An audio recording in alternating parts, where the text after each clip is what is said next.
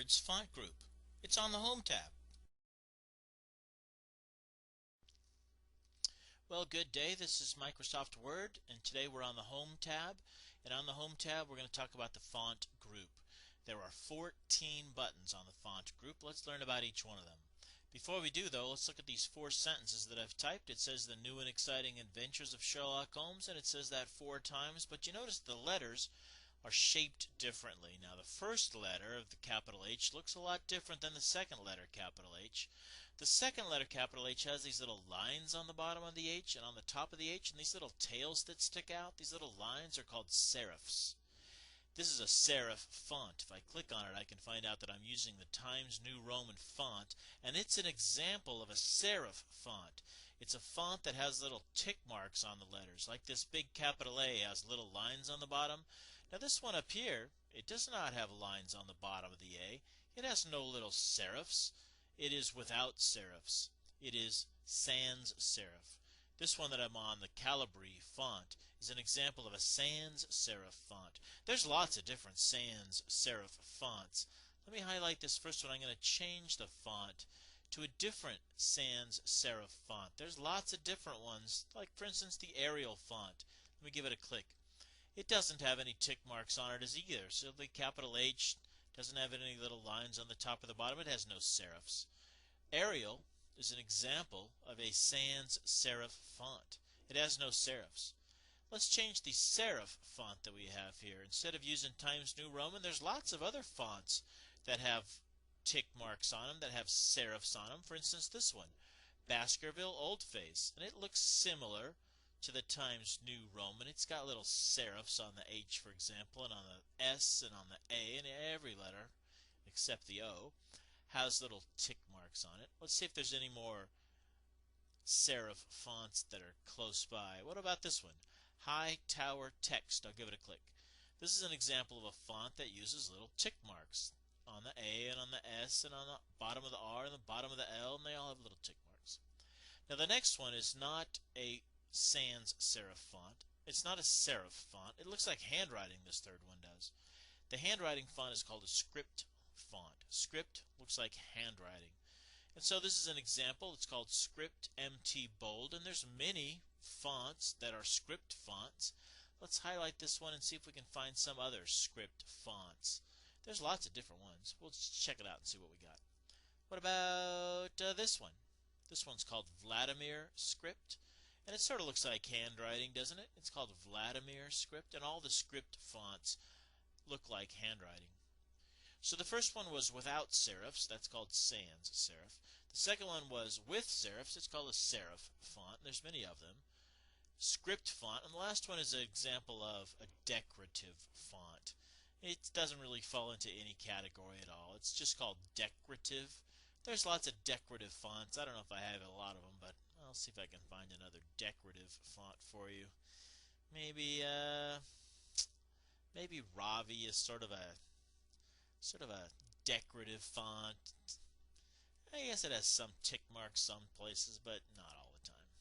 There's 4 different types of fonts: sans serif, serif, script, and decorative. Write that down. So I'll get rid of these because I really don't want to look at them anymore. Let's go through these choices on the font button. So far all we know is the font button. Let's do the next one. It's the font size button, often called the point size. This one's called font size, and what you do is you highlight a word or a series of words like this. You say I want those letters to be bigger. That's what font size is all about. I want the letters to be bigger. I wonder what it would look like if it was 16 or if it was 22 or if it was 36. That'd be pretty big letters. It's the size of the letters. It's called the point size, or it's called the font size. And what you need to know is that if you choose a 72-point font, 72 points, when you printed it out, the letters, the capital letters, would be just about 1 inch tall. 72 points equals 1 inch. Write that down. Ordinary typing is probably 12 point. That's kind of ordinary typing. Another way to change the point size instead of using the font size button is to use this button that says Grow Font, or this one that says Shrink Font. Let's watch what happens when I click the grow font. I'll click it again. I'll click it again and again and again and again and again. And you notice the point size numbers are changing. I could do the shrink one. You notice the point sizes are changing. Shrink font, it doesn't really change. It only changes the height of the letters. Look at that. It's like microscopic. I mean, who can read that? It's only 4 points high. 4 points, that's like microscopic. I think I'm going back up to 12 or so. 11, 12. 12's ordinary typing. That looks pretty good. I'm going to skip this one for now. I'm going to go back over to these. This one's called bold. You can click on any word. Maybe this word revolves, and I'll just click bold. You don't have to highlight the word. Just click on B for bold, and it will make the whole word thicker and darker. That's called bold. You can turn off the bold the same way you turned it on. Be on the word you want to be on, and then click B for bold. It goes on and off like a toggle switch, sort of like a light switch. It's either on or it's off. You don't have to highlight a single word if you're only going to do a single word. Like I can click anywhere in the word story. I don't have to highlight the word story. Just click anywhere in the word and I'll do B for bold. And it turns to be bold. And if you want to turn it off, back to the B for bold. If you want to do more than one word, like these 3 words, Miss Mary Sutherland, I would have to highlight all 3 and then do B for bold. I can do all 3 at once. How's that look? That looks pretty good. And if you want to get it off, you can do the same thing. Highlight all 3 and turn off the B for bold. The same thing works with this one, italics. I can click I for italics and see how they're sort of slanted over. Slanted over means italics. And if you don't want italics, it's a toggle switch. You can just toggle it right back off. If you want to do just a single word, like the word around, you don't have to highlight a single word.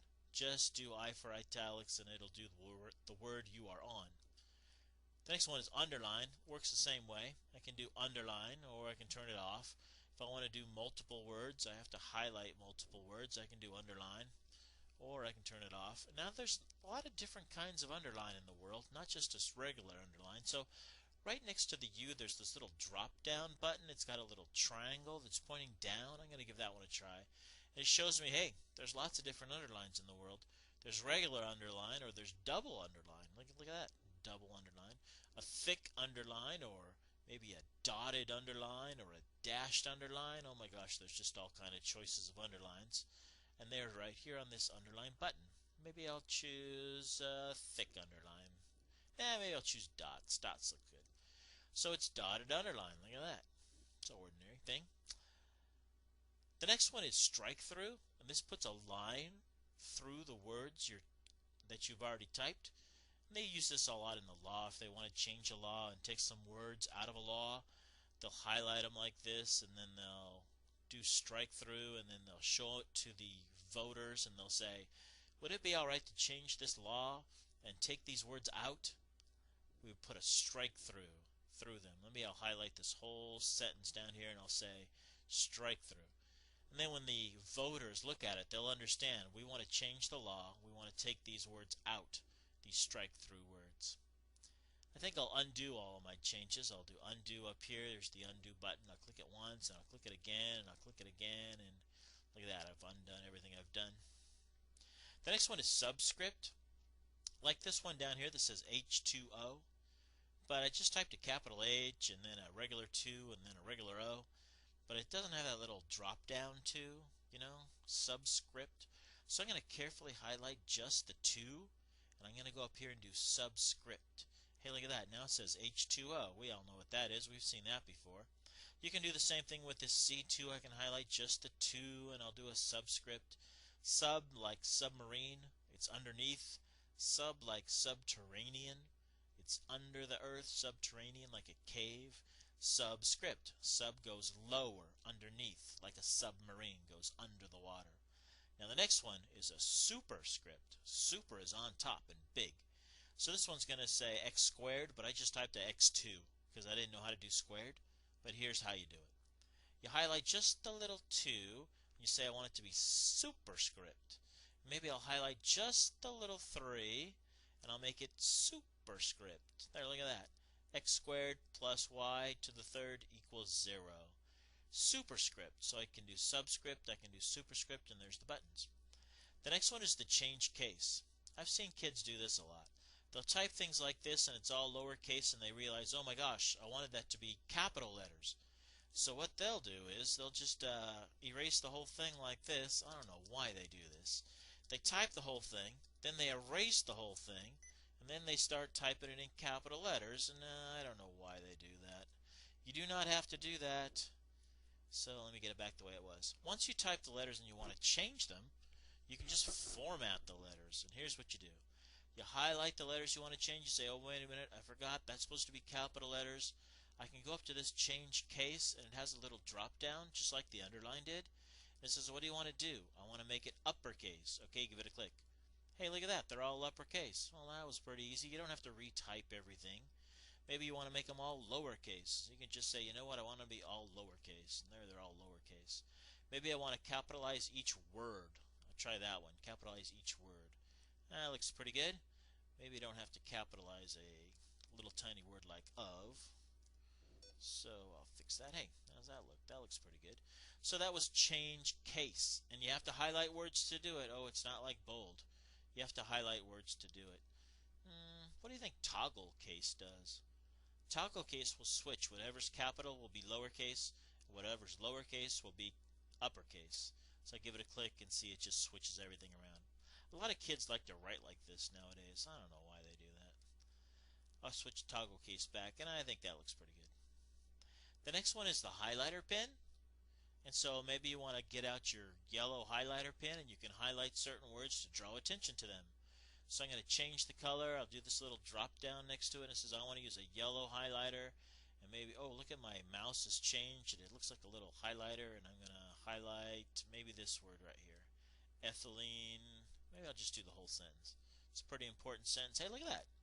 I highlighted it just like a highlighter pen. The letters are still black, but the background is now yellow.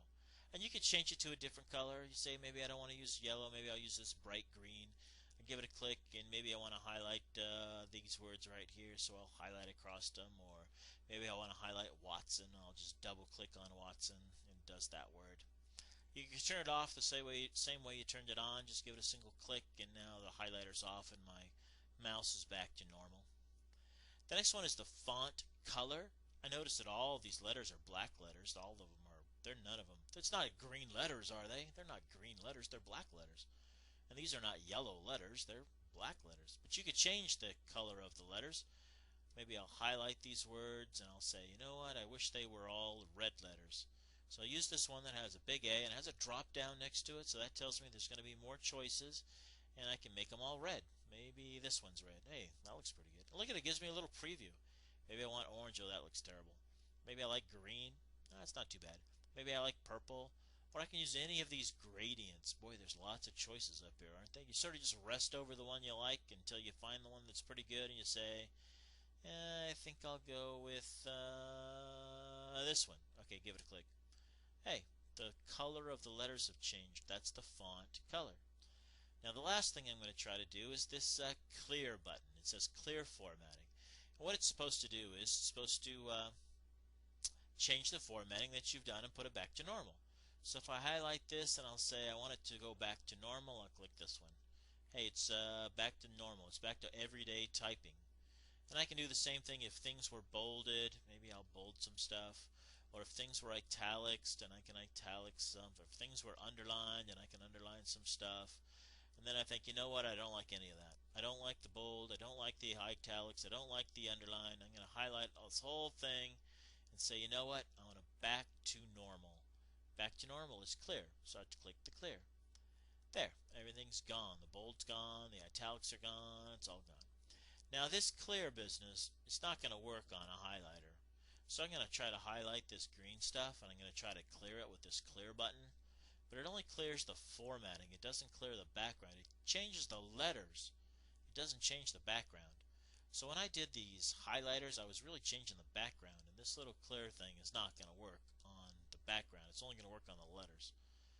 And that's all 14 things. I hope you enjoy the font group on the Home tab, and now you know what each button's all about.